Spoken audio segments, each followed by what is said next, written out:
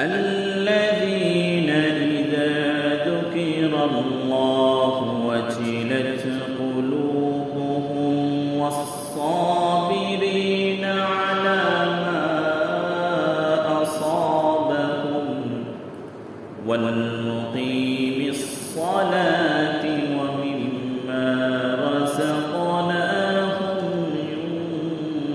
ينفقون. وقال النبي صلى الله عليه وسلم: اتق المحارم تكن أعبد الناس، أو كما قال عليه الصلاة والسلام. وقال تعالى في شان حبيبه: إن الله وملائكته يصلون على النبي يا أيها الذين آمنوا صلوا عليه وسلموا تسليما. اللهم صل على محمد وعلى آل محمد كما صليت على إبراهيم وعلى آل إبراهيم إنك حميد مجيد. اللهم بارك على محمد وعلى آل محمد كما باركت على إبراهيم وعلى آل إبراهيم إنك حميد مجيد. الحمد لله الحمد لله الحمد لله. সমস্ত প্রশংসা সেই মহান রব্বুল আলামিনের দরবারে, যে মহান মালিক অত্যন্ত দয়া করে মায়া করে ভালোবেসে আল্লাহ রব্বুল আলামিনের ঘরে পবিত্রময় দিন জুমার দিন, আল্লাহ তাআলার কাছে সম্মানিত মাস জিলহজ মাসে এবং কোরবানি ইসলামের অন্যতম এক বিধান, অন্যতম এক আমল, আল্লাহ তাআলার মহান এক হুকুম হজ পালন করা। যারা হজে গিয়েছেন হজের কার্যক্রম শেষ হয়ে গেছে, সাথে সাথে যারা হজে যেতে পারে নাই, সামর্থ্যবান ব্যক্তিদের উপর কোরবানি ওয়াজিব ছিল। আল্লাহ তাআলা সামর্থ্যবান ব্যক্তিদের মাধ্যমে কোরবানি আদায় করার তৌফিক দান করেছেন। অল্প কয়েকদিনের মধ্যে আল্লাহ তাআলার অনেকগুলো বড় বড় হুকুম পালন করার তৌফিক প্রাপ্ত আমরা হয়েছি। সকলে বলি আলহামদুলিল্লাহ।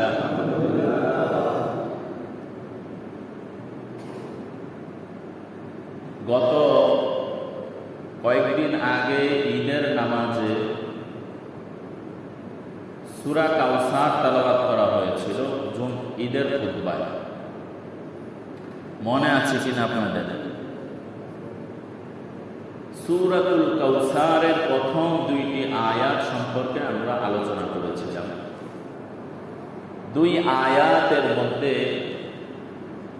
দ্বিতীয় আয়াতের মধ্যে হচ্ছে মূল কথাটা, যেটা আমি বুঝাতে চাচ্ছিলাম, সেটা হচ্ছে কোরবানি যেমনইভাবে আল্লাহ তাআলার হুকুম, কোরবানি দেওয়া যেমন সওয়াবের কাজ, ঠিক কোরবানির আগে আমার একটা নাম রয়েছে, সেটা হচ্ছে আমার একটা পরিচয় রয়েছে।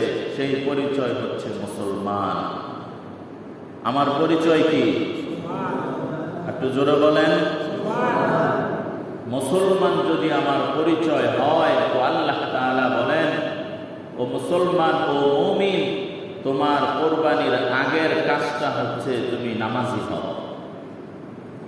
তুমি কোরবানি দাতা, তোমার কোরবানির আগে যেন তোমার নামাজটা কি হয়ে যায়? ঠিক হয়ে যায়। সূরাতুল কাউসারের দ্বিতীয় আয়াতের মধ্যে এটাই আল্লাহ তাআলা বুঝাতে চেয়েছেন। এবং মুফাসসিরিনে কেরাম এই সূরাতুল কাউসারের ব্যাখ্যা করতে গিয়ে এই দ্বিতীয় আয়াতের মধ্যে শব্দ চয়নের ক্ষেত্রে প্রায় অধিকাংশ মুফাসসিরিনে কেরাম বলেন যে কোরবানির চাইতে 1000 গুণ বেশি গুরুত্ব রাখে 5 ওয়াক্ত নামাজ। এ কারণে আল্লাহ শব্দ চয়ন করার ক্ষেত্র এই বিষয়টা উম্মতের জন্য, বান্দার জন্য দিয়েছেন যে ফাসাল্লি রাব্বিকা ওয়ানহার, নামাজ কায়েম করো, নামাজ আদায় করো তোমার ওই রবের জন্য যে রবের জন্য তুমি কুরবানি করো। নামাজ তোমার জন্য জরুরি। আজকে আলোচ্য বিষয় হচ্ছে, আমি পবিত্র কোরআন কারীমের 17 নম্বর পারার 15 নম্বর পৃষ্ঠা সূরাতুল হজ এর 34 নম্বর আয়াত তেলাওয়াত করেছি। এই আয়াতের মধ্যে আল্লাহ রাব্বুল আলামিন 4টা আমলের কথা বলেছেন। কয়টা আমলের কথা বলেন না তো সবাই? আমার জুমার বয়ান সাধারণত গদবাদা কিচ্ছা কাহিনী না। 15 মিনিট, আধা ঘন্টা, 1 ঘন্টা যতক্ষণই শুনবেন যেন যাওয়ার পর 1টা 2টা শব্দ মনে থাকে। আর যদি জিম্মাইরা বসে থাকেন, হুজুরের কাজ ওয়াজ করা, আমার কাজ বসে থাকা, শেষ, টাইম শেষ, হুজুরের ওয়াজ শেষ। তাহলে এখন হাজারো বয়ান আপনার কানের উপরে দিয়ে চলে যাবে, হেদায়েত হবে না। আর নিয়োগ করি যে আল্লাহ সর্বপ্রথম আমাকে এবং যারা শুনবো আল্লাহ তাআলা সবাইকে আমল করার তৌফিক দান করেন।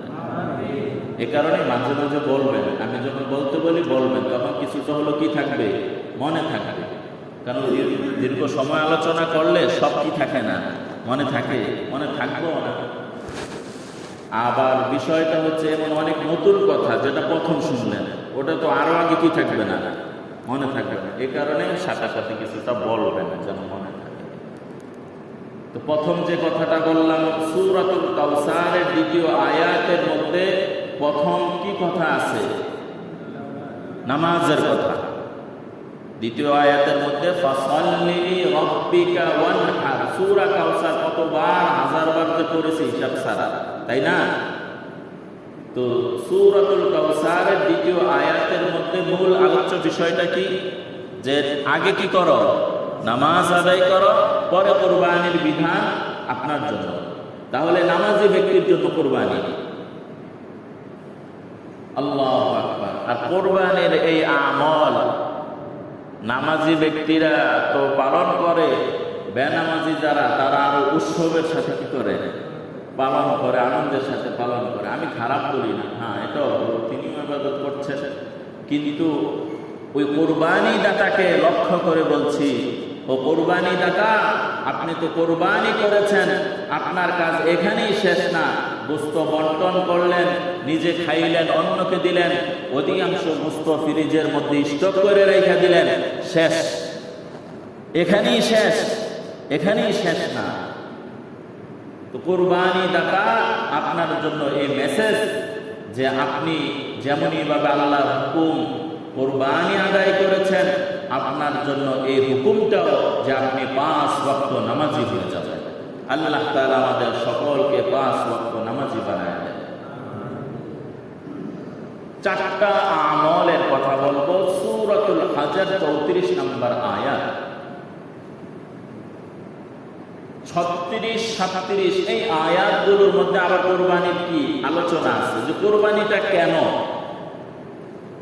সুতরাং দীর্ঘদিনের কুরবানির এই আমলটা কাজে লাগবে যদি 4টা আমল আমার মধ্যে থাকে। আর দীর্ঘদিনের কুরবানির আমল কাজে লাগবে না যদি 4টা আমল আমার মধ্যে না থাকে। তাহলে কোরআন থেকে এই বিষয়গুলো আমি আলোচনা করব। আর আল্লাহ রাব্বুল আলামিন যতগুলো আমলের কথা বলেছেন তার মধ্য থেকে যেই সমস্ত আমালগুলো মানুষের নজরে আসে, মানুষ দেখে ওই সমস্ত আমলের ক্ষেত্রে আল্লাহ তাকওয়া শব্দ উল্লেখ করেছে। যারা কোরআন এবং হাদিসের উপর পণ্ডিত গবেষক, এখানে যদি 1000 মুফতি সাহেব থাকতেন এবং 500 মাওলানা সাহেব থাকতেন, তো আমার এই কথাটার উপর সবাই খুশি হয়ে যেতেন যে হুজুর এই কথাটা তো আমরা 22 বছর 30 বছর পড়ালেখা করেছি, এই কথাটা তো শুনি নাই, এই কথাটা ওইভাবে চিন্তা করি নাই, কিন্তু এটাই সত্য। যেই আমলের ক্ষেত্রে মানুষ দেখে দেখনেওয়ালা আমল, ওই দেখনেওয়ালা আমলের সাথে আল্লাহ তাআলা তাকওয়া শব্দ উল্লেখ করেছে। এর মধ্য থেকে ইসলামের 5টা রকমের দিকে যদি তাকাই, নামাজের ক্ষেত্রে তাকওয়া জরুরি।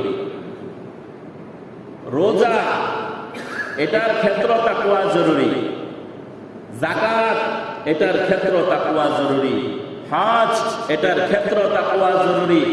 আর কালিমা প্রথম যে লা ইলাহা ইল্লাল্লাহ, এটার ক্ষেত্রে পুক্তা ঈমান, যেটা কেউ দেখে না, নিঃস্বার্থভাবে আল্লাহ সব আদেশ মাইনা নিলাম, এ হচ্ছে কালিমা। বাকি যে 4টা আমল কমবে সবগুলোই দেখা যায় আমাদের। এই কারণে দেখনেওয়ালা আমলের সাথে কি জরুরি? তাকওয়া জরুরি। এর মধ্য থেকে কুরবানি যেমন একটা দেখনেওয়ালা আমল, এমন আছে যে কুরবানি দিবে কেউ দেখবে না, এটা সম্ভব? বলেন না? দেখবি কুরবানি, আপনি যদি একটা ছাগলও দেন, তাহলে যে দিবে অন্তত সে তো কি দেখবে, এবং যে ধরবে সেও কি দেখবে, দেখে ফেলবে। তো কুরবানি অন্যতম একটা আমল। এই আমলের ক্ষেত্রে আল্লাহ তাকওয়া শব্দ উল্লেখ করেছে। আমরা অধিকাংশ মানুষ কুরবানি যে কেন, এর শিক্ষাটা কি, এটা আমাদের অনেকেরই জানা নাই। না জানার কারণে দেখা যায় বছরের পর বছর কুরবানি নেই, যে কুরবানি কি বার্তা নিয়ে আসলো, কি শিক্ষা নিয়ে আসলো, এই বিষয়ে আমি সতর্ক হই না। আমাদের কুরবানি উপলক্ষে যেটা দেখা যায়, স্বাভাবিকভাবে কুরবানির আগে পশু কেনার একটা ধুম করে, কি বলেন? কুরবানির আগে পশু কেনার ক্ষেত্রে আমরা খুব আলোচনা সমালোচনা সব জায়গায় চলমান থাকে। কুরবানির পশু, কুরবানির দিন যে আলোচনা সর্বপ্রথম আসে, সেটা হচ্ছে জবাই করা, গোশত বন্টন করা। কুরবানির পরের আমল কি? যা দেওয়ার তো দিছি, আর বাকিটা ফ্রিজে আছে, বাকি 3-4 মাস আর গোশত কিনা কি নাই, প্রয়োজন নাই। এরকম একটা মেন্টালিটি আমাদের মধ্যে কি কমবে সবারই কি আছে। কিন্তু যার বয়স, এমন এখানে আমার সামনে অনেক মানুষ আছেন যে আপনি বলতে পারবেন যে আমি 20 বছর ধরে কুরবানি দিই, আছে না? কি বলেন? আলহামদুলিল্লাহ বলেন। এমন মানুষ আছেন যিনি 10 বছর ধরে কি দেন? কুরবানি দেন। আল্লাহ তৌফিক দিচ্ছেন। কিন্তু কুরবানি থেকে মূল যে শিক্ষাগুলো অর্জন করা দরকার, এগুলো থেকে আমরা অনেকাংশেই পিছনে পড়ে রয়েছি। এ কারণে বছরের পর আমরা কুরবানি দেই, কিন্তু তাকওয়া অবলম্বন করতে পারি না।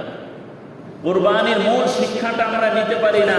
এ কারণে কুরবানির আগে যেমন, কুরবানির পরে তেমনি। ইব্রাহিম আলাইহিস সালাতু ওয়াস সালাম তার সন্তান ইসমাইল আলাইহিস সালাতু ওয়াস সালামকে বললেন, বাবা, আমি স্বপ্নে দেখেছি যে আমি তোমাকে জবাই করছি, তোমার রায় কি? বাবা সন্তানের কাছে জানতে চাইলেন, আমি এমন স্বপ্নে দেখেছি, তোমার রায় কি? আমরা সাধারণত কোরআনের অনুবাদ যারা পড়ব, তারা আমরা এই শব্দটা কোরআনে আছে, সূরাতুস সাফ এর আপনার 95 থেকে নিয়ে একেবারে 105-6 আয়াত পর্যন্ত এই ব্যাপারে বিস্তারিত আলোচনা আছে, দেখে নিতে পারেন আপনারা। সেটা হচ্ছে সূরাতুল সাফ এর 90 থেকে নিয়ে 103 আয়াত পর্যন্ত, এবং কোরআনের 23 নম্বর পারা 8 নম্বর পৃষ্ঠা থেকে নিয়ে 9 নম্বর পৃষ্ঠা পর্যন্ত বিস্তারিত আলোচনা আছে। অনুবাদ যখন পড়বেন তখন আপনি বুঝবেন যে পিতা সন্তানের সাথে পরামর্শ করলেন, এই শব্দটাই অনুবাদ লেখা আছে। কিন্তু এর গভীরের ভিতরের আলোচনা যে ইব্রাহিম যারা স্বপ্ন দেখেছেন এই ব্যাপারে তিনি কোনো সন্দেহ করেন না যে আল্লাহর পক্ষ থেকে স্বপ্ন, এটা ওহী, এটা আমি বিশ্বাস করে নিলাম। সন্তানকে জানাইলাম যে সন্তানের ভিতরের অবস্থা ঠিক আছে কিনা। সন্তান যদি বলতো যে না আমি জবাই হব না, তাহলে ইব্রাহিম তো সে পয়গম্বর যিনি ওই সন্তানকে জোর করে হলো কোরবানি দিয়ে দিবেন, কেননা আদেশটা কার? আল্লাহ। ইব্রাহিম আলাইহিস সালাম তো সেই নবী। তো সন্তানকে কি করলেন? জানাইলেন। আর সন্তান তো এমন সন্তান যে সন্তান যেমন তার মাও তেমন। আমরা সাধারণত বলি যে দেখতে হবে না কার সন্তান, তো বাপ যেমন সন্তানও কি তেমন। আমি কিন্তু কথা একটু ঘুরে বলছি যে মা যেমন সন্তান তেমন।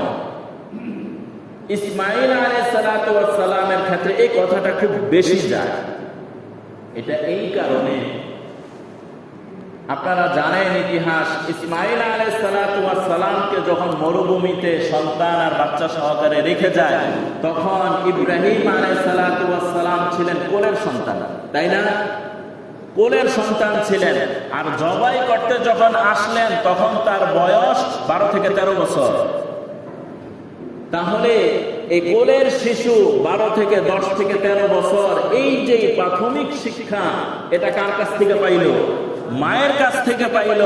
এই কারণেই তো বাবা যখন বলল সন্তানকে, ও হে আমার পুত্র, ও হে আমার সন্তান, আমি স্বপ্নে দেখলাম তোমাকে জবাই করছি, ওই সন্তান সাথে সাথে বলে ফেললেন আলহামদুলিল্লাহ, আমি রাজি আছি, আপনি যা স্বপ্ন দেখেছেন তাই বাস্তবায়ন করেন।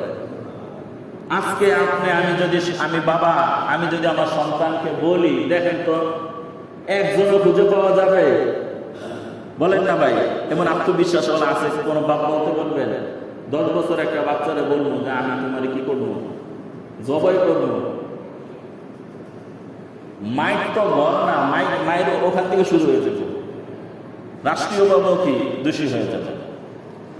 বলতেছিলাম এই যে এই এক কথায় উত্তর দেওয়া যে বাবা আপনি যেটা বলেছেন আমি রাজি, তাহলে মা কেমন সন্তান গইরা তুলছেন। তাহলে এখানে মার ভূমিকা কম না বেশি? অনেক বেশি। এ কারণে আমি প্রথমেই বলি যে নাবালেগ সন্তানের প্রথম শিক্ষা প্রতিষ্ঠান হচ্ছে ঘর।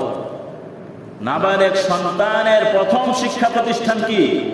ঘর। আর আমরা এখন এটা ছাইরা দিয়া ওই বাচ্চার বয়স যখন 3 বছর 4 বছর 5 বছর হয়, এত বড় এক ব্যাগ ঝুলাই দিয়ে পিছনে, ওটা টানতে টানতেই ওর অবস্থা খারাপ। কি শিখবে? আচার আচরণ, ব্যবহার, আখলাক শিখার আগে ওর হাতে মোবাইল দিয়ে দেয়, শিখার আগে ওর চোখের সামনে টিভি থাকে, শিখার আগে এমন প্রতিষ্ঠানে দিয়ে দেয় যে প্রতিষ্ঠান থেকে আদব আর আখলাক, ইজ্জত আর সম্মান এগুলো সে শিখতে পায় না। এ কারণে শিশু সন্তানের প্রথম শিক্ষা প্রতিষ্ঠান কি? ঘর। মা যদি আদর্শবান হয় তাহলে সন্তান ও নাবালেগ অবস্থাও কি থাকবে ভাই? আদর্শবান হবে। আল্লাহ তাআলা আমাদের প্রত্যেকের সন্তানগুলো আদর্শবান হওয়ার তৌফিক দান করেন। বলতেছিলাম ইব্রাহিম আলাইহিস সালাতু ওয়াস সালাম বললেন, পুত্র তোমার রায় কি? পুত্র বললেন, যেভাবে আদিষ্ট হয়েছেন ওইভাবে করেন, আপনি পালন করেন। আল্লাহ তাআলা দেখতে চাইলেন যে সন্তানকে শোয়াবে, তার উপর ছুরি ধরবে, এতটুকু পর্যন্ত আল্লাহর হুকুম ছিল। ইব্রাহিম আলাইহিস সালাতু ওয়াস সালাম এতটুকু পর্যন্ত এতটা সামনে বাড়লেন, আল্লাহ তাআলার হুকুমে সন্তান জবাই না হয়ে দুম্বা জবাই হয়ে গেল। সুবহানাল্লাহ।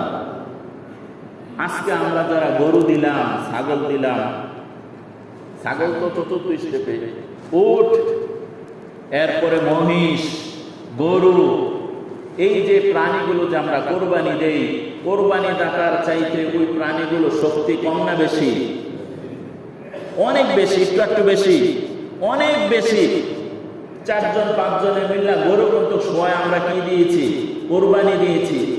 তাহলে এই গরু, তার তো শক্তিটা অনেক ছিল, কিন্তু তার এই শক্তিকে সে নমনীয় করে দিয়েছে। কি বলে না, আমার জোরে ফেলাই দিছি। আল্লাহর হুকুম ছিল যে তুমি জবাই হবে, এ কারণে গরু আস্ত নিস্তেজ হয়ে গেছে। এই যে দেখেন, এই নিস্তেজ হয়ে যাওয়া ক্ষমতা থাকার পরও নিস্তেজ হয়ে যাওয়া আল্লাহর হুকুমে ইসমাইল আলাইহিস সালাতু ওয়াস সালাম, তিনি তো ওই বাবার সন্তান, ওই মায়ের সন্তান, সে চাইলে গোলামি করতে পারত, সেও নিজেকে এভাবে মিটায় দিয়েছে। আজকে আমাদের সন্তানগুলো তো ইসমাইল আলাইহিস সালাতু ওয়াস সালামের মতো হওয়া দরকার ছিল। কি বলেন? আমাদের বাবারা ছিল ইব্রাহিম আলাইহিস সালাতু ওয়াস সালামের মতো হওয়া জরুরি ছিল। আমাদের সন্তানের মা গুলো ছিল হাজরা আলাইহিস সালাতু ওয়াস সালামের মতন। এই হচ্ছে কুরবানি। এই কুরবানির আলোচনা আর এই কুরবানির প্রেক্ষাপট থেকে আমরা হাজার মাইল দূরে আমাদের কর্মকাণ্ড আর ইব্রাহিম আলাইহিস সালাতু ওয়াস সালামের কর্মকাণ্ড অনেক ডিফারেন্স হয়ে গেছে, তাই না ভাই? তো এই কারণে বলতেছিলাম কুরবানির এই শিক্ষাটা যে তাকওয়া অবলম্বন করা। তো কুরবানির কোরআন এবং হাদিস থেকে যে বিষয়টা প্রথমে ফুটে আসে যে কুরবানির মূল শিক্ষা কি, কোরআনে একেবারে স্পষ্টভাবে রয়েছে কুরবানির মূল শিক্ষা হচ্ছে তাকওয়া। তাকওয়া অবলম্বন করা, এটা হচ্ছে কুরবানির মূল শিক্ষা। আর এই কুরবানি সংক্রান্ত প্রায় হাজার খানিক হাদিস রয়েছে।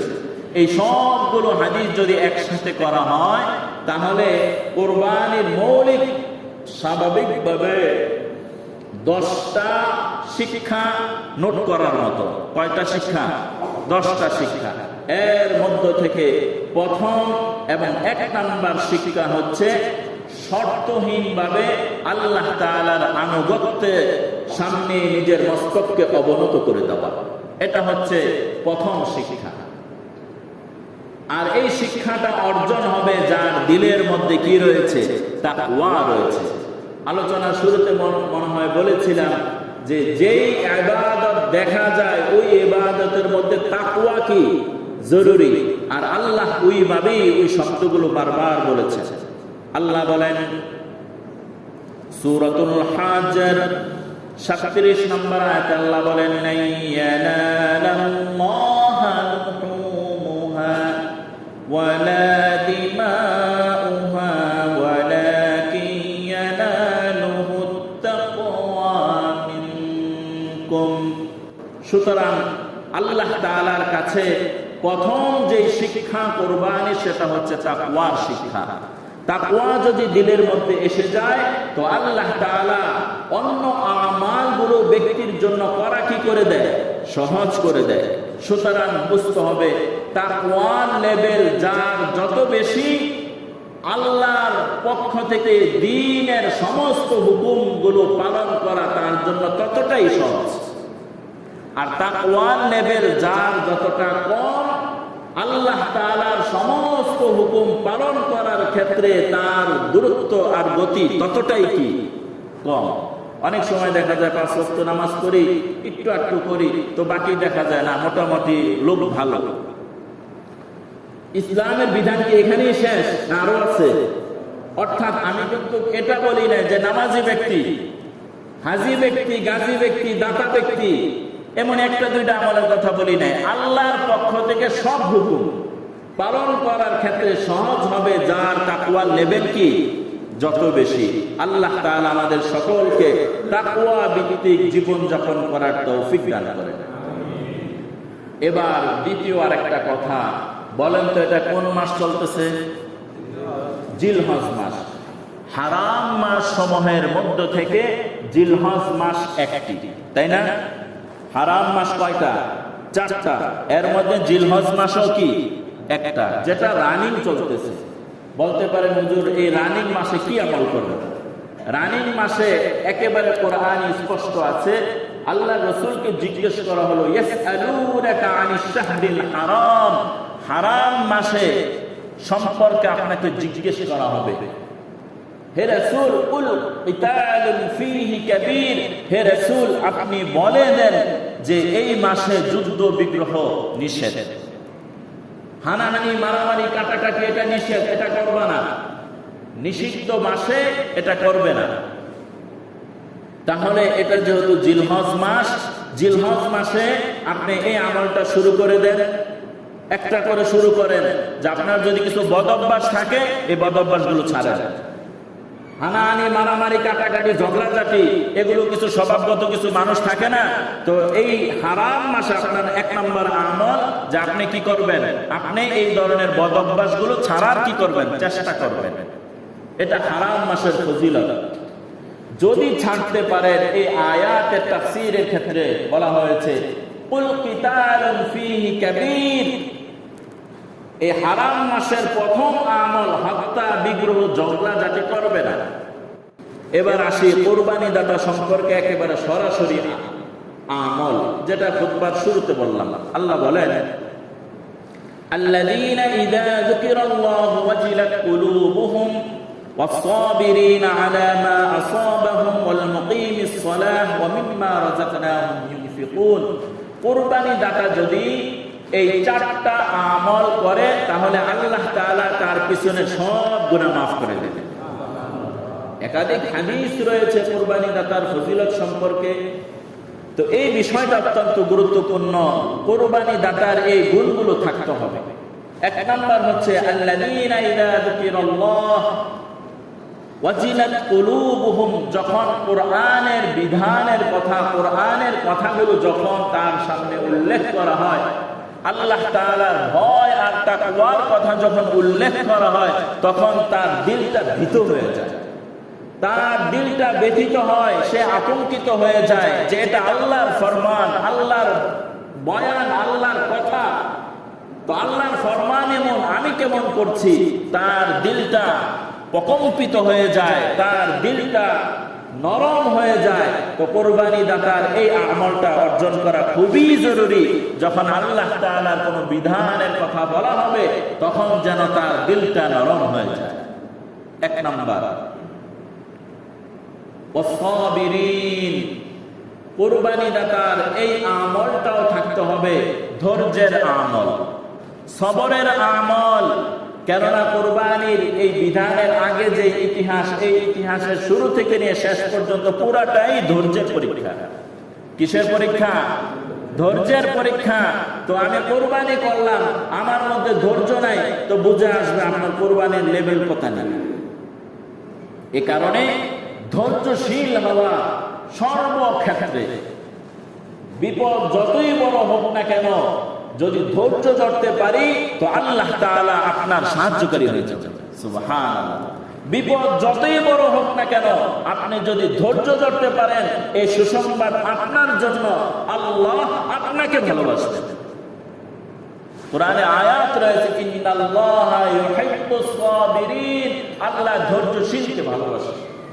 আমরা যখন একটা বিপদে পড়ে যাই, যখন একটা মুসিবতের মধ্যে পড়ে যাই, তখন আমরা ধৈর্য হারা হয়ে যাই, হই কিনা ভাই? ধৈর্য হারা হয়ে যায়। আপনি কি কল্পনা করতে পারেন ইব্রাহিম আলাইহিস সালাতু ওয়াস সালাম কোন বয়সে সন্তান পেয়েছেন? বুড়া বয়সে। সন্তান যখন হাঁটতে পারে, তখন আকৃষ্ট হয়েছেন সন্তানকে জবাই করো। তাহলে কি পরিমাণ ধৈর্য থাকলে ওই সন্তানকে তিনি জবাই করার জন্য 100তে 100 পরীক্ষা উত্তীর্ণ হয়েছেন। আমরা যারা বাবা রয়েছি, মা রয়েছি, আমার কাছে মনে হয় না যদি এমন কখনো কোনো মাকে অথবা কোনো বাবাকে এটা বলা হয় যে এখন হত্যা করা হবে একজনকে। কয়জনকে? আপনাকে অথবা আপনার সন্তানকে। তাহলে ওই বাবা মার উত্তর কি হবে? সন্তান মাইরালাম, আমি বাচ্চা থাকি, বলেন না ভাই? আমার কাছে তো মনে হয় না কোনো বাবাই কথা বলতে পারবে যে হ্যাঁ আমার চোখের সামনে আমার সন্তানটা কি আপনি মারেন। কোন মাকে যদি এই অফার করা হয় যে একটা হত্যা করা হবে আপনাকে অথবা আপনার সন্তানকে, আমার কাছে মনে হয় না যে কোনো মা এই উত্তর দিতে পারবে যে আমার সন্তানকে আপনি মেরে ফেলেন। ওই মা তো উত্তর দিবে, একবারকে শতবার যদি হত্যা করার প্রয়োজন হয় আমাকে হত্যা করো, আমার কলিজার ধন সন্তানকে হত্যা করো। কি বলেন ভাই? এই যদি হয় হত্যার অবস্থা, কুরবানির মূল ইতিহাস তো এত বড় বিশাল বড় বড় পরীক্ষা দিয়ে ইব্রাহিম আলাইহিস সালাম এসেছেন। সে কুরবানি আপনার সামনে, এরপর আপনি কুরবানি দাতা, ধৈর্য আর সবর আপনার মধ্যে নাই। আল্লাহ তাআলা আমাদেরকে ধৈর্যশীল হওয়ার তৌফিক দান করেন। আমরা যখন নামাজের কথাগুলো বলি তখন কুরআনুল কারীমের মধ্যে প্রায় 82 বার নামাজের কথা এসেছে। কতবার? 82 বার নামাজের কথা এসেছে। এই শব্দটার সাথে সাথে নামাজের অনেক ক্ষেত্রে সবর শব্দ উল্লেখ রয়েছে। কুরআনুল কারীমে প্রায় 112 বার সবরের কথা উল্লেখ রয়েছে। সুবহানাল্লাহ।